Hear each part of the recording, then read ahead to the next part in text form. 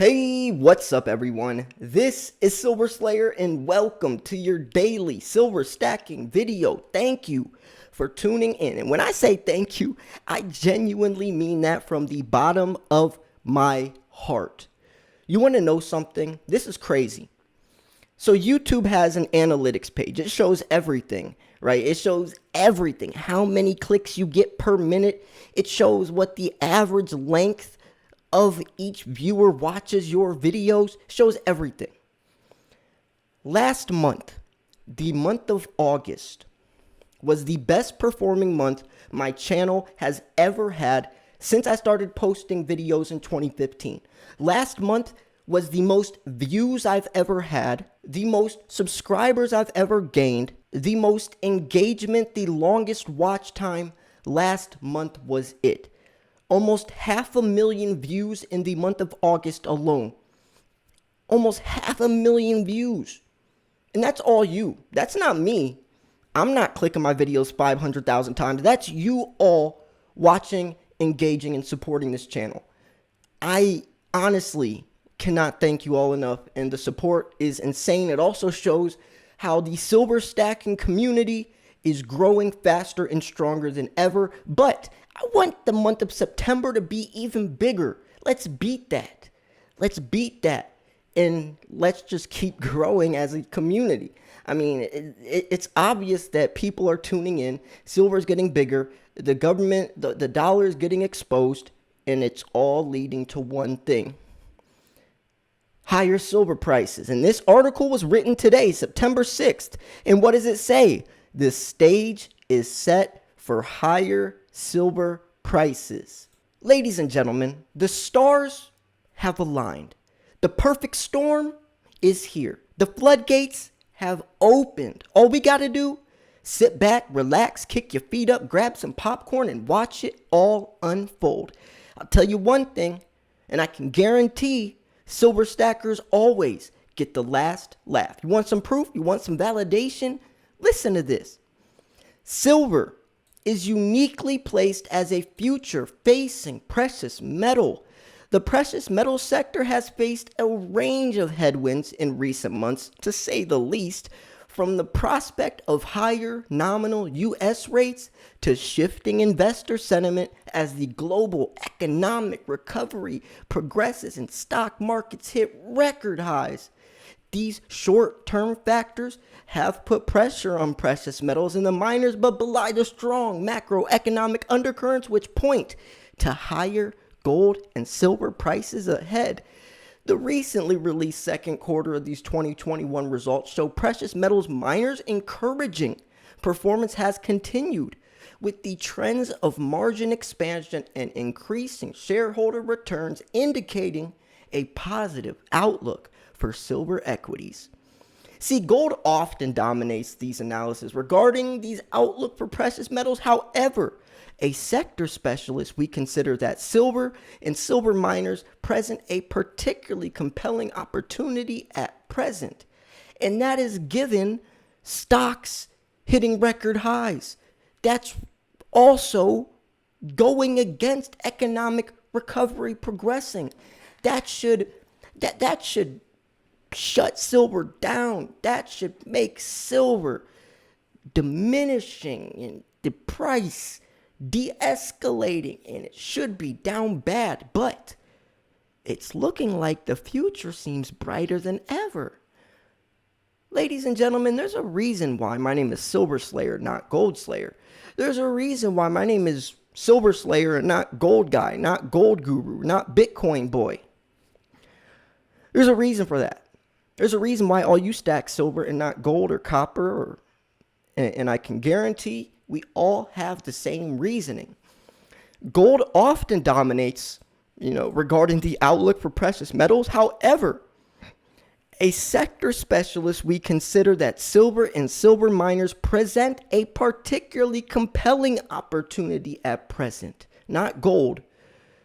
Gold doesn't have a compelling opportunity, silver does. We have written frequently in recent months about the two key themes Baker Steel sees for the natural resources sector: the rapidly progressing green revolution and development of green technology and the debasement of currency through rising inflation and financial repression.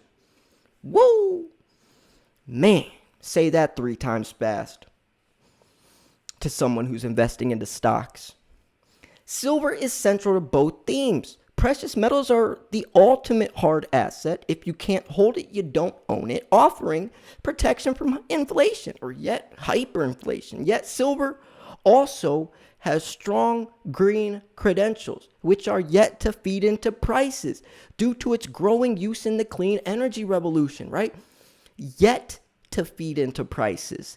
Yet to feed into prices. One of the biggest, most influential, effective things that is going to push silver's price up hasn't even affected the prices yet.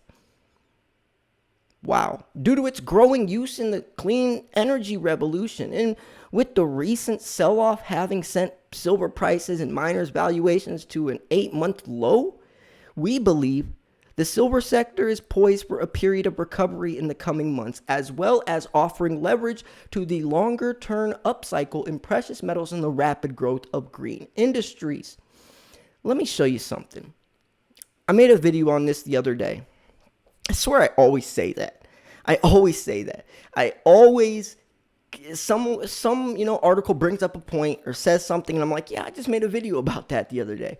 I swear, when I say subscribe, it's not for my sake, it's for your own. Genuine, that's genuine. I cover everything. I don't miss anything. Any little tidbit of news, I examine, I make the decision if it's relevant or important enough to make a video out of, and I either do or I don't. And I'll guarantee if it's important, I'm going to share it. Look at this. So all of these were written today. Well, you have, this is all these articles are posted about silver in the last 2-3 days. Every single one of these articles talking about something in the silver market or something that affects silver. I cover every single one of these articles. I read through them all. I find out what they're trying to get to, and I'll either make a video on it, take some of the points and make a video on it, or I won't. Every single day I do this, but it doesn't stop there. There's another website I use that posts daily articles, and I cover all these as well. So you can guarantee, if you are watching my channel, that you will never miss anything important on a day-to-day basis. You can guarantee that. I can guarantee you that. You will never miss anything important if you click subscribe and click the bell so you'll get notified every time. Now look at this real quick. We have an interesting situation. I call this the waterfall effect. We have this roller coaster. You're like at you're at Cedar Point or some type of theme park, and you strap in, and then it goes up and up, and the anticipation, your blood pressure starts to rise, and then you're at the peak. You look around, you can see miles away, and then it drops. Your stomach drops, and right here, when your stomach drops, you're feeling all this, you're nervous, you're scared, you panic sell. And then you hit that bottom, and then you can breathe again, but then it drops, panic sells. It plateaus, you can breathe again, drops, panic sells. You see how it's like a waterfall? Well, it was critical for silver to not let that fourth part of the waterfall drop, but to actually start going up. And it did. It was down to 23, and if it would have broke below that, we would have been seeing 21, 20, maybe even $19 silver, but it went from 23, now approaching 25. You see how no other waterfalls or plateaus broke past that? We are now in an uptrend. That was critical for silver. And now, since the last time we saw this type of look within the charts was right here. So The past 12 months have been frustrating period to be a silver investor, with silver prices falling by around 16% the summer highs of 2020, and that was also the same year that silver was at $11 in March. $11 in March of 2020, rising tenfold. Silver was the number one performing asset in 2020. It beat everything. Stocks, beat Tesla stocks, Amazon. Silver was the number one performing asset. And that's a fact. You can look on a chart. Gold was like number 5. Some other things were, but silver was number 1. And that's a literal statement. Now, Baker Steel has maintained a sizable silver weighting during this period in time, and while this has dragged from time to time on the relative performance of our strategies, blah, blah, blah. I don't care about Baker Steel. I just want to know what they're saying about silver prices. Now, number 1, silver producers are among the most undervalued companies within the mining sector on a fundamental and relative basis, with sizable upside potential during periods of recovery for the sector. And they also offer attractively valued exposure to both the recovery of the precious metal sector and of rapid growth from green energy industries and the growing shortage of critical materials. So you see this chart right here. Precious metals have hit extreme lows relative to broader commodity prices. And you can see 2018 and 2021. And then further to go, and it's important to note right here, this was 2008, which led to $50 silver, and then you see 2018, which led to extreme highs, and then you see this bottom, and then you see what happens when it breaks below that dotted line. Huge rally. Now, further to go, silver often outperforms gold during recovery phases. And why? That's because silver is gold on steroids. Look at the 2018-2020 rally. Silver was 98% in the green. Gold 72%. Whatever silver does, or whatever gold does, silver does times 2. Is a recovery for the silver sector near? From a technical perspective, we see signs that we are around the bottom of this mid-cycle pullback for silver, as well as for gold. And that's so important. All the people that jumped on the Wall Street silver train buying silver at $30, I hope they did not panic sell by now. A lot of them hopped on the silver train not knowing what they were getting themselves into, not understanding silver's value, not understanding any of that, just trying to make a quick buck. And a lot of them probably sold by now. Bought at $30 and probably sold around $24, $25 if they're lucky. And that's a sad thing. If they would have held on, and you know their perspective, they're saying, I bought at $30, it's down to $24, I lost money. I made a mistake. And no, you didn't. If you sold right then, which they did, then you made the mistake, then you lost money. But if you don't sell, you haven't lost any money. That just means currently, temporarily, your investment is down. But that doesn't mean that you lost money unless you pull the trigger and sell. Now, let's look at this. Silver's recent lows have held above significant technical support lines at $23, and that's very important. Like I was saying, it was critical that silver stayed above that. Silver is more volatile than gold typically, and what I was just saying, so the pullback can be very painful for investors. However, the upside potential can be substantially higher. What I was just saying, it's gold on steroids. Hits higher highs and lower lows, so it's riskier. If gold drops 10%, silver's going to drop 15%. If gold rises 10%, silver's going to rise 15%. You see what I'm saying? So U.S. retail demand for silver has historically been an influential factor for silver prices. However, this source of demand has yet to emerge as a driving force for the current cycle. And I've actually showed a chart before. Demand is almost directly correlated. When silver has high demand, the price goes up with it. Low demand, the price goes down with it. And the main demand has yet to emerge, which is the driving force. That said, silver's price sharp upward move during the attempted short squeeze by retail speculators in January and February this year highlighted that the metal's price can move quickly under the right conditions. Okay, let's look. Silver is one of the few metals not to have retested its all-time highs. Silver. And you know how I make the analogy, gold's a volcano, it's bubbling. and it exploded when gold broke past $2,000. Silver's volcano hasn't erupted yet. It's still bubbling, and the longer it's bubbling, the more magma it's building up, and when it explodes, it turns into lava, and it is magnificent. But it hasn't exploded yet. And silver follows gold, maybe a couple months, maybe even a couple years after, but it always follows gold. So if gold broke past those all-time highs of $2,000, the highest price gold has ever been in 2,000 or in 5,000 years, you can guarantee silver is going to do something. But it hasn't even that part of silver's price hasn't even started to emerge yet, and there's other factors to even push it higher. Is silver's recovery just getting started? I think so, personally. Of course, while the technical positioning of silver may indicate a short to medium term opportunity, it is the longer term picture for silver which the arguably most compelling, perhaps more so than for any other metal, given its industrial applications relating to rapidly growing green technologies, most notably the production of solar voltaic cells, or photovoltaic cells, PV cells. I don't know why they said solar. I guess it's essentially the same thing, but you know me, I like to get into every little detail. It's photovoltaic cells, PV cells. But anyways, where are we in the precious metals bull market cycle?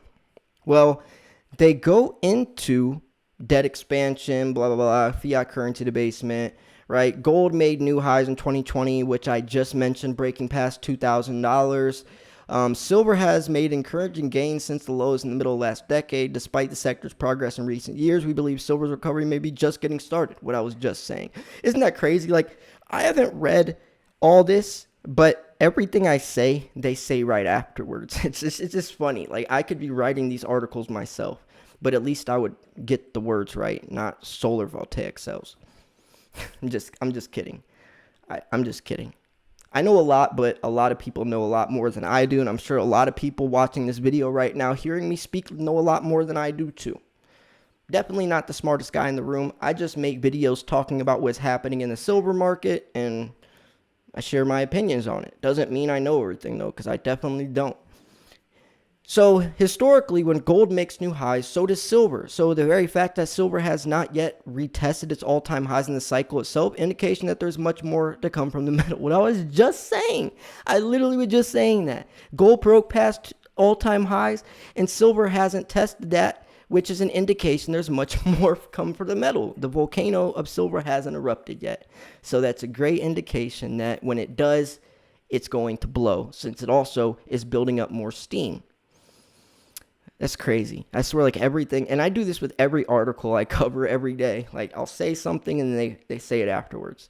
But I try to give more context. I really try to explain it in a way that more people can, because I know some of this can be mumbo jumbo or speak in a different language, especially when they use these big words. So, going into the unemployment rates, right, the U.S. jobs claims that definitely, or the jobs report, definitely helped silver because they were down bad. They were expecting, like 700,000, but it was only like 300,000 this month or something. It was crazy. But anyways, the industrial revolution will transform silver demand. We know that, and it's going to be big. I did a video the other day, here we go again, talking about how they're actually learning to use less silver in these solar panels.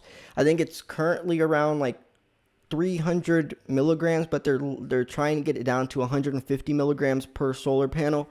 But it's regardless, that doesn't mean that silver, the silver demand for solar panels is going to just be cut off. We're still going to need a lot of silver, and I mean a lot of silver. We're talking about hundreds of millions of ounces that we do not have already.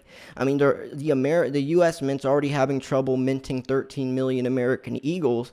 And we're talking about hundreds of millions of ounces needed for this stuff. So if the U.S. Mint can't even find enough silver, or any other mint, Perth Mint, all that, Mexican Mint, if they can't find enough silver with only 13 million minted, that's 13 million ounces. Imagine photovoltaics and electric vehicles and 5G towers. That's hundreds and hundreds and hundreds of millions of ounces for the next several decades. Do you think we're going to be able to keep up with that type of demand when there's already a shortage? No. No. And with the advance of new technologies, we expect silver demand to grow as the metals urges rise, or the metals urge or uses rises across a number of other green industries. Notably, silver demand from the auto industry. Here we go again. EVs, right? And that's 55 million ounces annually. I swear, everything I say, they say right afterwards. And they're probably not going to say this. I can guarantee this. But every automobile company by, I think, 2030 is going to be an EV. And if they don't, then they're going to be hated upon, thinking, oh, you don't care about the planet, blah, blah. Volvo was the last one I heard. Every automobile company by the year 2030 will be an electric vehicle, which uses a lot of silver. So it's forecasted to rise 70 million ounces by 2030. Silver's conductivity and resistance to corrosion makes it a critical component for electronics. According to average silver loadings for EVs are estimated to be around 74% higher than for internal combustion engine and powered light vehicles. EV are expected to account for almost half of the silver demand from the auto industry by 2040, making this industry a key element of future silver demand. I mean, man, and we could keep on going. I'm just going to highlight some of these main parts down here because I don't want this video to be 40 minutes long.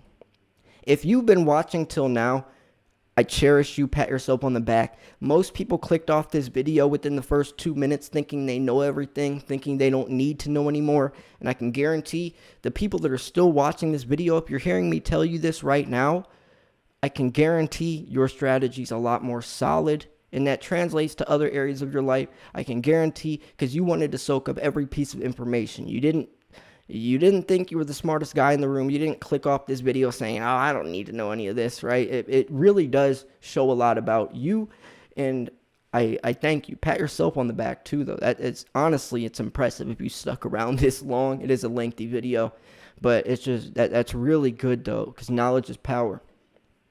So, anyways, they go into this is their review, blah, blah, blah. I'm just trying to make sense of all this and just highlight some of the main parts. So here's a good part. Silver miners are particular interest for us as long-term investors in the sector. There's scarcity of quality silver producers available to investors. High-quality, well-managed silver producers have historically traded at premiums in times of high silver prices and strong investor interest in the sector. And that's why we're seeing even $10 premiums on generic silver. Silver that should be sold at $1, $2 over spot, having $10, $11 premiums. And that's because silver is scarce. So let's look at the last paragraph. With this in mind, we consider dips such as those we have seen this week to be an opportunity for investors to build a position in the sector, both for diversification purposes and for exposure to the recovery of this oversold sector. Baker Steele's strategy, and they said oversold sector, not overbought. If it's oversold, that means a lot of people panic sold. That means a lot of people sold from the Wall Street silver movement when it was $30. When it goes into overbought territory, that means the price is way too high and it's usually going to drop pretty hard. If it goes into oversold territory, that means the price is way too low and it's probably going to recover. Just like Bitcoin in 2017, when it went from like $5,000 to $20,000 within like 5 months, that was way too far of overbought territory. That's why it crashed and took several years for it to even recover. So oversold territory means that it's going to recover as people take advantage of these low prices. So yeah, anyways, I'm going to wrap this video up here. If you thought this video was 1, educational, 2, informational, 3, at least entertaining, make sure to hit that like button. Make sure you subscribe. Let's make September the biggest month, the best performing month my channel has ever had. Like these videos, comment down below, leave 2 comments down below. Share this video on Wall Street Silver or wherever. You share this video on Facebook or share it wherever you can. Let's try to get this information out because silver stackers need to see this. This was such an informative enlightening, inspiring, motivational video for silver stackers, they need to see this, because the ones that don't just see the price kind of down right now. But to hear this information would definitely kick up things and really show and give people back that hope that they need, especially to take advantage of prices right now. So yeah, I'm going to wrap this video up here. Thank you so much for tuning in. If you're hearing me tell you this right now, thank you. Literally pat yourself on the back. I really want you to right now pat yourself on the back or the shoulder if you can't, if you're not that flexible, but just do it, please, for me. This was Silver Slayer. Thanks for tuning in. I'll see you guys soon. Peace.